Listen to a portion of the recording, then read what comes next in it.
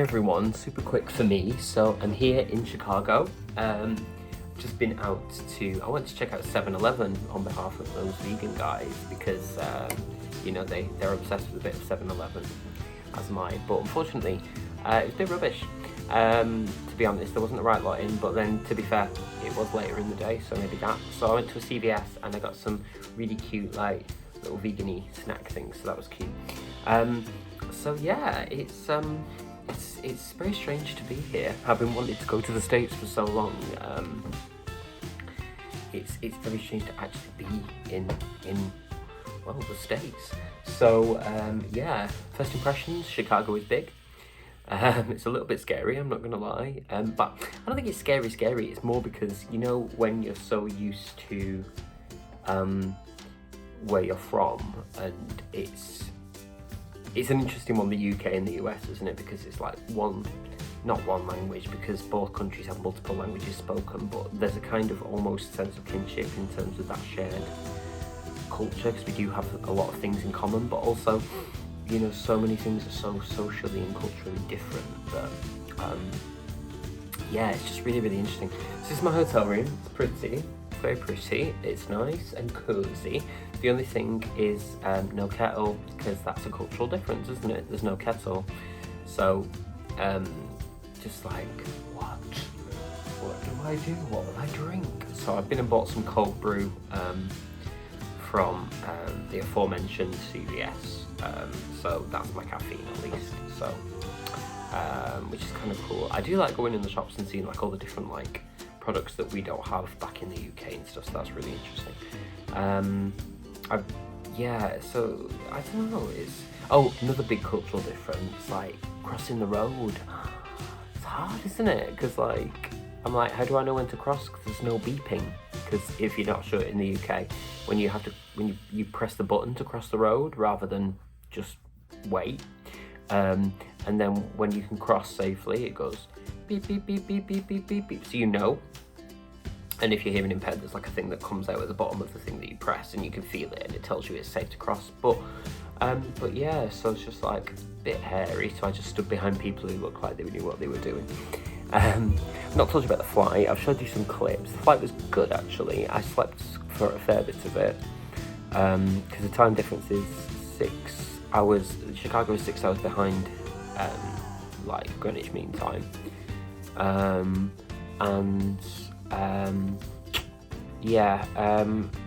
it was all right. It was okay. I thought it was going to be quite arduous, but as it turned out, I managed it fine. Like I say, I slept a lot and read a lot as well. So I've been reading.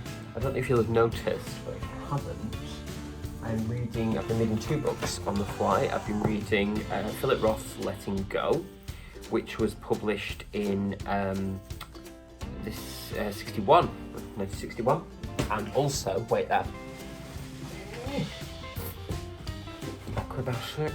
I've also been reading Song of the Lark by Willa Cather, famously, well, she's famous for a lot of things, but most famously for O Pioneers, like part of her Great Plains trilogy, of which this is the second. Because my thought process was that I wanted to read stuff, while I was in Chicago, stuff that is set at least partly in Chicago. So looked it up on Goodreads, and these both came up. Interestingly, they're both not completely set in Chicago. They're like, they take place other places and then end up in Chicago. This one is about a young man whose mother has just died, and he's trying to sort of put the pieces of his life back together and deal with his father's grief, and he becomes embroiled with this couple, Paul and Libby, who they're both kind of teaching, they're graduates in literature or something like that. It's about their relationship basically, and like not an awful lot's happened at the moment, which is not to say it's not good, but I'm only on page 89, so I'll crack on with that later. And this one is about a young girl in a small town who is, can you tell I'm jet lagged? Because I feel like as I'm trying to explain the plots, I can really tell that I'm jet lagged. I'm like trying to explain. It's about a young girl who discovers the power of music and goes on to become famous. So she hasn't actually got to Chicago yet, but she is still in her hometown at the moment, and I'm only 91 pages in. I also picked this up in duty free at the airport, which I really wanted, and I was going to buy it from Waterstones, but it's cheaper in duty free. So it's This Woven Kingdom by Tahira Marfi, which is I won't go into too much at the moment, but it's a sort of contemporary reimagining of Persian mythology, so I'm really up to that. Isn't Persia a lovely name for a country? Anyway, so I just thought I'd update you. I'll show you the really posh hotel later. It's so posh, it's beautiful. I'll get some clips of that and show you. But for now, I'm going to have something to eat and read. So lots of love.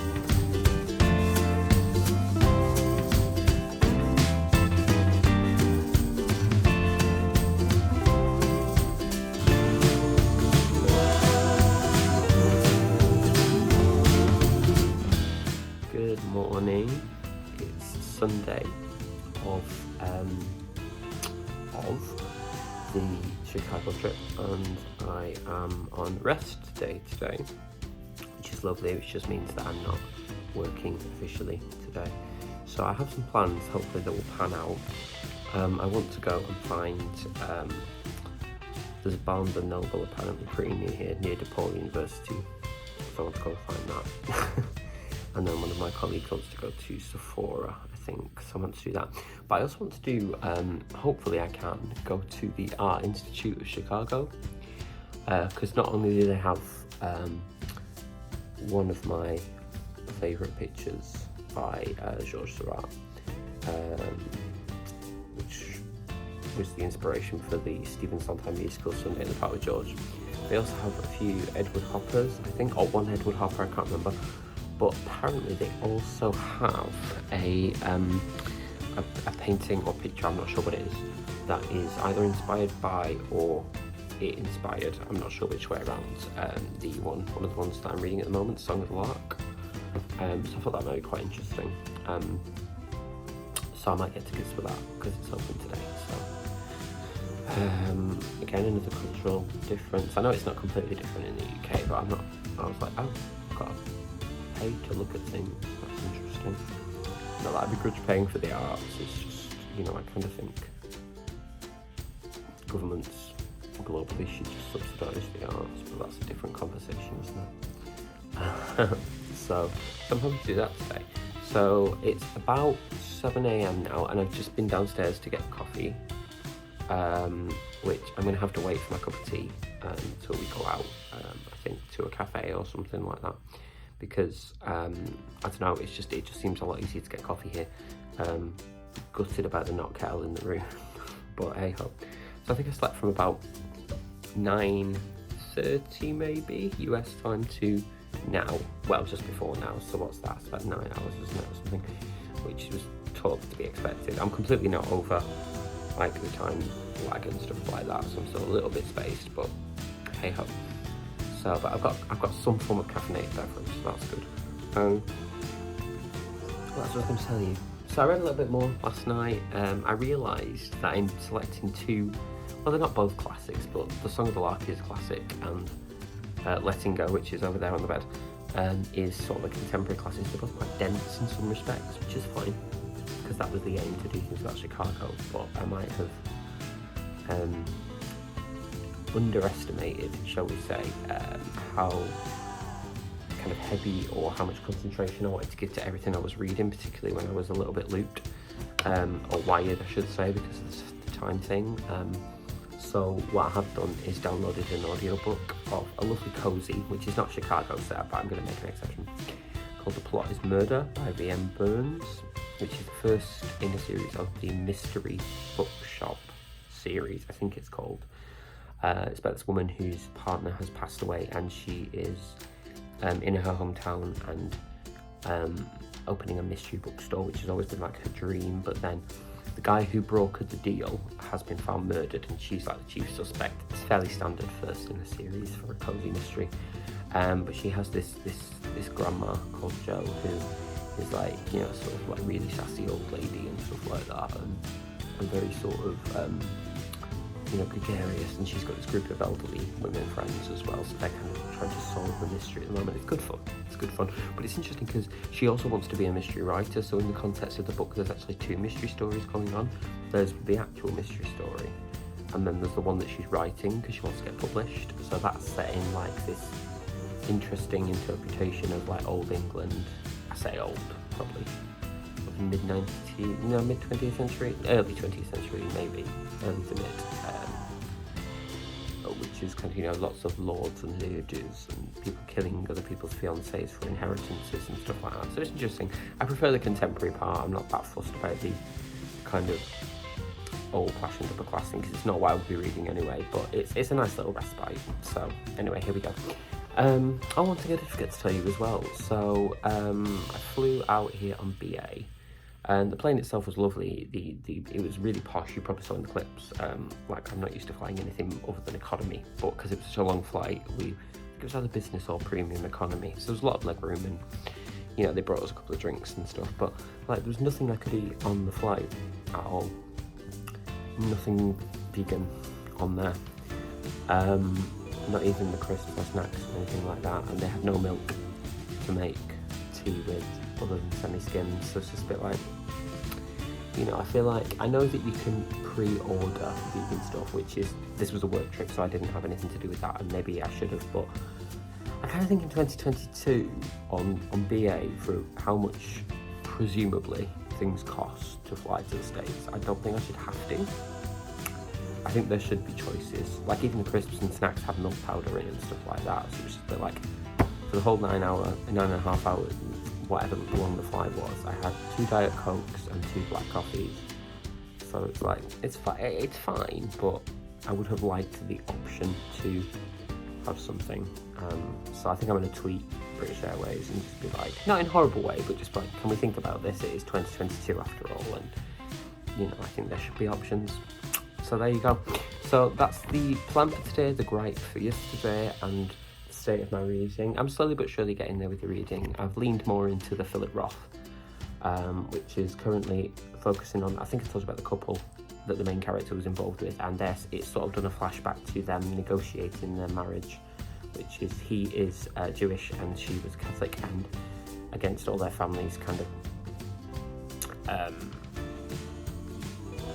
sort of not wanting to get on board with that. They've got married, but married life has proved to be difficult, mostly because of money, and she's got pregnant, not because of the clash in their kind of faiths and cultures, although I think maybe that is at the root of it. But so far it's interesting. I'm not quite sure where it's going, but I don't think it has to be going anywhere. Maybe it's just a meditation on those themes.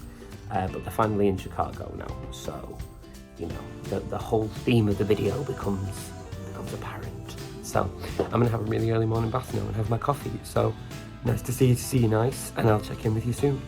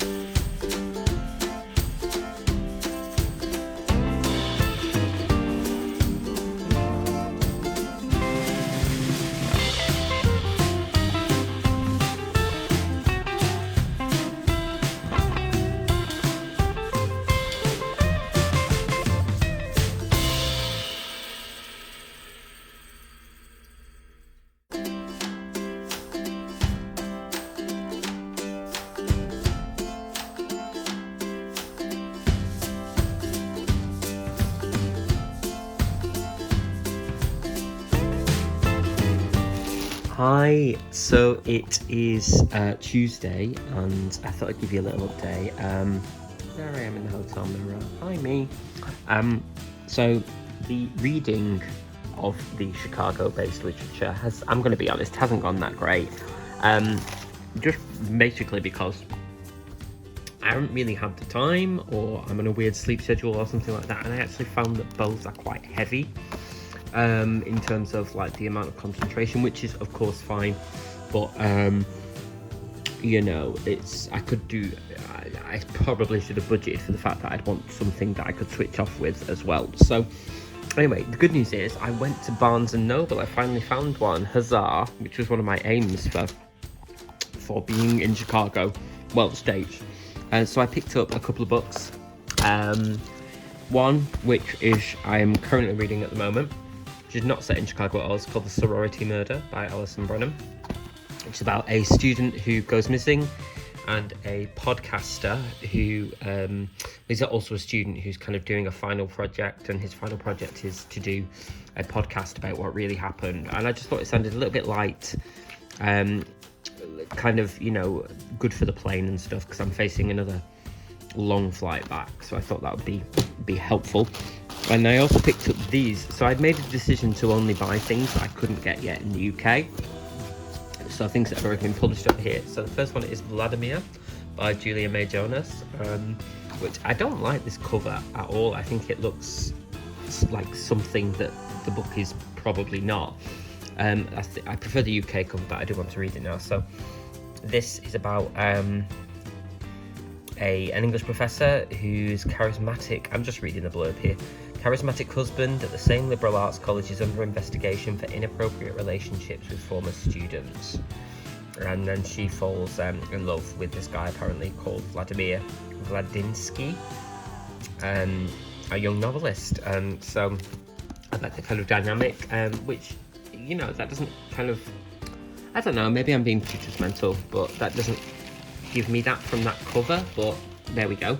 And the second was this one, Shadows of Pecan Hollow, by Caroline Frost, which I believe is a debut, and I'd seen on BookTube, which is about, it's set in the 70s, and, oh no, it starts in the 70s with a 13-year-old runaway who's abducted and gets involved in a life of crime, basically, and then 20 years later, it's kind of catching up with her, what she's up to, and the guy who kidnapped her is out of prison, and I guess it's about a kind of reconciliation or a reckoning, if you will, for both of them. So I think they both are really interesting, and they're not published in the UK for quite a while yet, so I thought I would pick those up. So that's my little Barnes and Noble haul, and I'm now going to go and, because it's my last night here, I'm going to pack. Just showing you around. That's a hairdryer, by the way. I'm going to go pack and get all my bits together, and I will check in with you again shortly.